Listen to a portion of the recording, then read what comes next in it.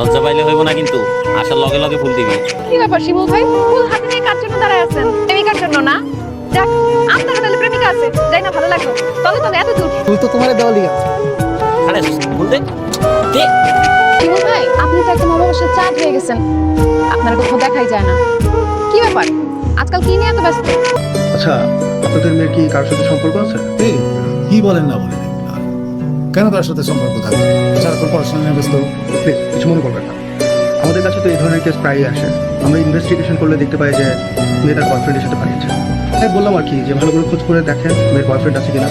কি সব উল্টাপাল্টা কথা বলতেছেন আপনি? আমার মেয়ে ওরকম মেয়েই না। আমার মেয়ে লেখাপড়া খুবই ভালো, সারাক্ষণই সে লেখাপড়া করে। আপনি মনে হয় কি জানেন স্যার, ওকে মনে হয় কেউ কিডন্যাপ করছে। আমার মায়ের যেভাবে আমার তাই মনে হয় ওরে কোথাও পাওয়া যাচ্ছে না, ওরে কিডন্যাপ টিডন্যাপ করে নিয়ে। আচ্ছা আচ্ছা, ঠিক আছে ঠিক আছে, আপনারা অস্থির হবেন না। আপনাদের মেয়ের কেসটা আমি নিজে হ্যান্ডেল করবো, ঠিক আছে? আপনার মেয়ের নাম কি বললেন যেন? ময়না বেগম। ময়না বেগম। সাথে কোনো ছবি আছে? ছবি এখানে কি চলতেছে? কথা বলতেছ, কথা বলতেছস? কথা বলে আমরা বুঝি না? কথা কি জলে ধরে ধরে কথা বলে? এই তুই বাড়ি কইতে আইছস? ভাই আমাদের বাড়িতে রসুলপুর, আমরা ঘুরতে আসছি। রসুলপুর? এত দূর থেকে আঙ্গুল গ্রামে ঘুরতে আইছস? ভাই এটা কি ঘোরা জায়গা? এটা কি পার্ক পাইছস যে ঘুরতে আইছস? এই মেয়ে কি? এই মেয়ে তোর কি সম্পর্ক? আরে বেটা বুঝছ না, কলেজের মাইয়া ভাগাই নিয়ে আসছে। ও কলেজের মেয়ে ভাগে নিয়ে এসে বসে বসে পোস্টি নষ্টি করতেছস? ভাই দোস ধরে কাজে অফিস চলে যাবি আবার আরে। ভাই দোস ভাই ভাই ভাই ভাই কি করছিস? ভাই ভাই ভাই ভাই ভাই ভাই কি হচ্ছে এখানে? এত হাবা কিসের? আসসালামু আলাইকুম স্যার। ওয়ালাইকুম আসসালাম। স্যার এই যে দেন কলেজের মেয়ে ভাগে নিয়ে এসে এখানে বসে বসে উল্টা পাল্টা কাজ করতেছে, আমরা হাতে নাতে দোষ। না না স্যার, ওনারা মিথ্যা কথা বলতেছে। আমরা এমনিতে ঘুরতে আসছিলাম, কথা বলতেছিলাম, ওনারা এসে উল্টা কথা বলতেছে। না না স্যার, আমরা মিথ্যা কথা বলতে যাবো কেন? আমরা হাতে নাতে ধরছি। থামেন, আপনারা যান, ব্যাপারটা আমি দেখছি। যান প্লিজ। G sir. আসলে আমার আপনার নাম কি ময়না? জি স্যার। আপনার বাবা থানা অপেক্ষা করছে আপনার জন্য। আমাদের সাথে চলো। আপনাদের মেয়ের কারোর সাথে সম্পর্ক নাই, খুব ভালো মেয়ে, পড়াশোনা নিয়ে ব্যস্ত থাকে।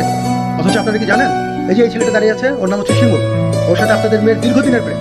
আর ওরা পাশের এলাকায় ঘুরতে গেছে, আর ওই এলাকার ছেলে পেলে ওদেরকে হাতে নাতে আপত্তিকর অবস্থায় ধরেছে।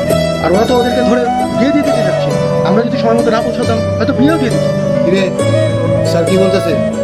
তোর সাথে শিমুলের কি সম্পর্ক আছে? স্যার এখন আমাদের পারিবারিক ব্যাপার। শিমুল আমাদের এলাকারই ছেলে, আমি চিনি। এখন এটা আমার পরিবারের সাথে বসে একসাথে ঠিক করে নিই। আপনি ওই শিমুলকে একটু ছেড়ে দেওয়ার ব্যবস্থা করেন। আর শিমুল, কালকে সকালে তোমাদের বাসায় যাবো আমি, তোমাকে বলবা আর তুমিও থাকবা, ঠিক আছে? স্যার ওর দুই ফ্যামিলি বসে পুরো ব্যাপারটা মীমাংসা করবো। ঠিক আছে, আপনি আসতে পারেন। যান। ভাই সাহেব, আমার সীমিত বোলাপন মানুষ একটা ভুল করে ফেলেছে, আপনারা ক্ষমা করে দেন। আমার পোলায় তো আপনার মায়ের খুব ভালোবাসে। আমি যতদূর জানি আপনার মাইও আমার পোলার খুব পছন্দ করে। ওরা দুজনকে ছাড়া থাকতে পারবো না। তাই রাগ ভুললে আপনি ওকে দুজনের হাতে এক করে দেন। আমি আপনার কথা দিতেছি, ময়না যদি আমার বাড়ি বউ হয়ে আসে, ওর কোনো কষ্ট থাকবে না, ও ভালোই থাকবে। দেখেন আপনার শিমুলের ব্যাপারে আমি খোঁজ খবর নিচ্ছি, ওই তো সবাই পছন্দ করে, সবাই ভালোবাসে। শিমুল খুব ভালো ছিল।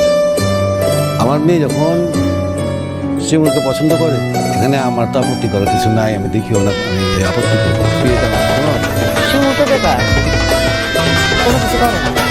আমার ময়নাকে বিয়ে করে খাওয়া যাবে। হ্যাঁ, এটা অবশ্য তুমি ঠিক বলছো। আমার একমাত্র আদরের মেয়ে, ওরে তো আমি একটা বেকার ছেলের কাছে বিয়ে দিতে পারি না।